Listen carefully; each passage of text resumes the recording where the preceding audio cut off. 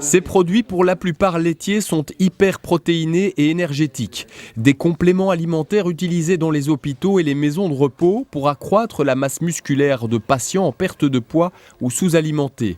Lorsqu'il se lance dans l'aventure en 2012, Steve Rolland se réfugie chez Capinov à Nivelles. Il y loue d'abord un simple petit bureau. 3 ans plus tard, son équipe a bien grandi et compte 10 personnes, dont 4 nouvelles diététiciennes. On peut dire que Capinov a vraiment aidé Best Nutrition à croître, puisqu'on a commencé à 2. Évidemment, ça a apporté des choses importantes au niveau de la logistique, mais également aussi au niveau des conseils, parce que vous savez que les grands sont là, posent quelques problèmes de temps en temps. C'est qu'avec 6% de part de marché en Belgique, la petite entreprise commence à déranger des gros groupes comme Danone.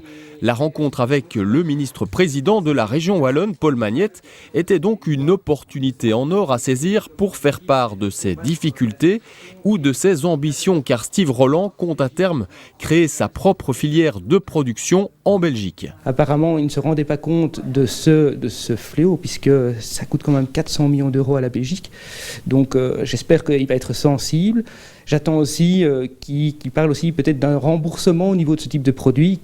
Le ministre-président n'est pas venu les mains vides, puisque la région wallonne a annoncé qu'elle allait financer le salaire d'un chercheur pour 2 ans au sein de l'entreprise.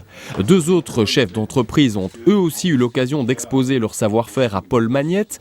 L'un propose un outil d'e-learning au secourisme, l'autre est spécialisé dans le développement immobilier. On avait un beau panel de choses très différentes, et je pense que ce qui doit faire la richesse d'une économie régionale, c'est aussi sa diversité. S'il y a bien une leçon qu'on doit tirer du passé, c'est que en étant une économie qui était très centrée sur quelques secteurs, l'acier, le verre, le textile, quand on subit des crises internationales, eh bien, on tombe vraiment très très bas. Ici, on a une structure qui est vraiment intéressante parce qu'elle accompagne soit des jeunes créateurs d'entreprises qui ont une idée mais qui ne savent pas exactement comment la matérialiser, soit des entreprises qui existent déjà. Je suis très contente également qu'il ait accepté notre invitation. Le Brabant wallon, comme vous le savez, est un peu délaissé par rapport aux autres provinces en termes de financement public, mais le financement public, ça ne fait pas tout. Ce qui compte surtout, c'est l'esprit entrepreneurial, c'est le support qu'on peut fournir aux entrepreneurs, c'est la communauté entrepreneuriale.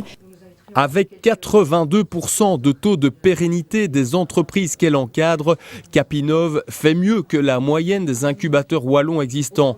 Un modèle pour la région wallonne. Paul Magnette a d'ailleurs prévu de revenir à l'occasion d'une soirée événement pour que l'on puisse s'en inspirer.